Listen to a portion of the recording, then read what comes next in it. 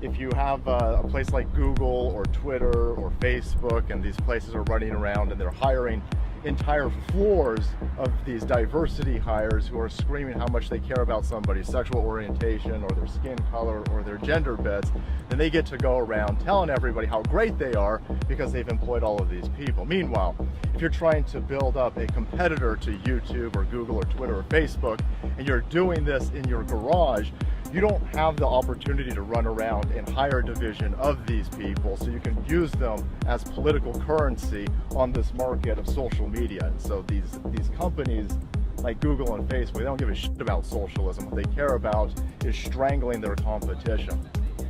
It's interesting that all of these multi-billion-dollar tech corporations that are clearly operating off of pure capitalism run around telling everybody how much they love socialism, but they don't love socialism. These idiots running these big gigantic corporations, they don't give a shit about socialism. What they care about is maintaining their political dominance in this area, and by using socialism and pretending that they care about these collectivists, they're able to shut down any upcoming grassroots companies that threaten their power monopoly. BLM and Antifa are 21st century equivalents of the brown shirts that were operating in Nazi Germany. And their entire intent is to shut down any political discourse that they disagree with, or more importantly, the powers that be that let them openly operate and tear down these societies. Anything that goes against those people and the moneymakers behind them, that type of political discourse will be silenced by those people. There's Antifa and there's BLM setting it on fire for us, right in the background. The American dream is alive and well in this country. For anybody who's willing to get up every day and go to work and be responsible for their own actions, be responsible for their character, be reliant and dependable, the American dream is alive and well. But there's a group of people out there who hate the American dream, and they want to foster and raise up in a generation out there a bunch of weak-minded idiots. And so they pump them full of this nonsense that you can't get ahead in this country.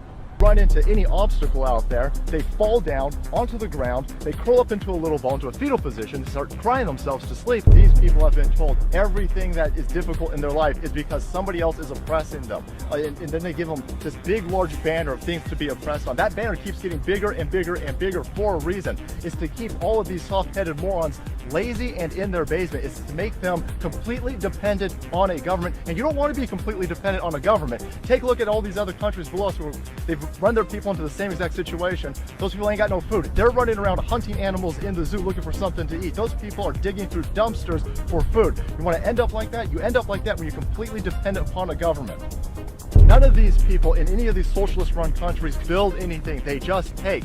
But there comes a point of time where you can't take anymore because all the productive members have fled. They've gotten into rafts, and they've gone all the way across the ocean, and they land in Florida. They flee these shitholes for a reason. Everybody who doesn't toe the line is going to end up on the list, and you can already see what direction this is going in because you're not allowed to say shit on any of these platforms that goes against any of this hyper-communist ideology that these idiots are running around pushing. They said, well, we're not pushing communism, we're pushing socialism.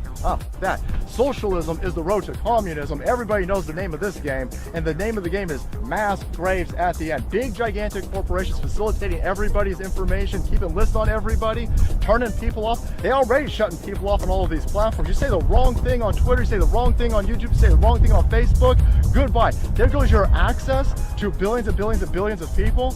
Now, they ain't doing that because they love you. They're doing that because they want power and they want control. And only assholes want power and control. People thought George Orwell was crazy. Television screens that would spy on us, television screens that would talk to us. No, that dude was a genius. He could see into the future, but he didn't see hard enough apparently because this stuff is prolific. 1984 was written as a warning, not an instruction manual, you idiots.